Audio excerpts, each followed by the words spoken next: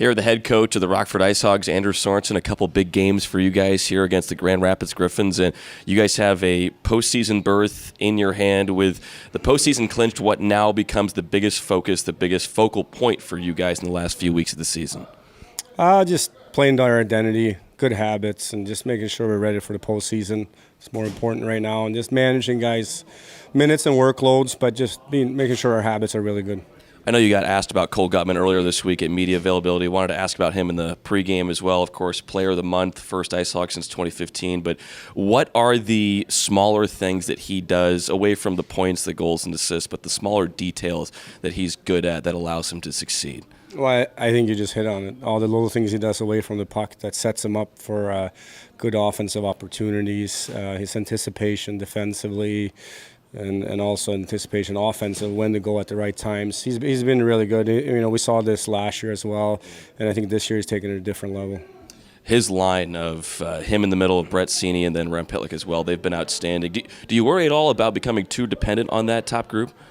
No, I know. I think our four lines has been really good. I think the last 5 games we've been able to get everybody in double digits forward-wise.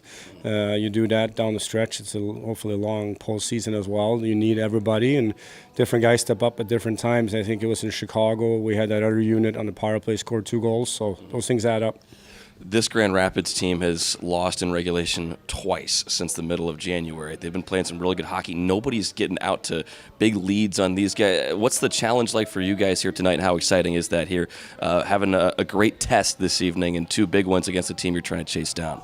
Yeah, another good point. It's exciting, right? Because they are an impressive team defensively. They shut you down at lines. They shut you down around the net. So battling through some of those things, trying to open them up a little bit, which is going to be a really good challenge for us.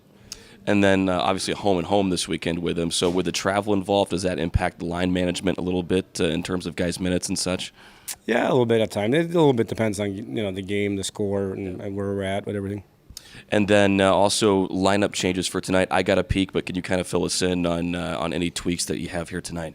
Just Maniscalco's coming in, and then Drew's back in net, and then Lipin's coming back from injuries, so he's fresh and ready to go.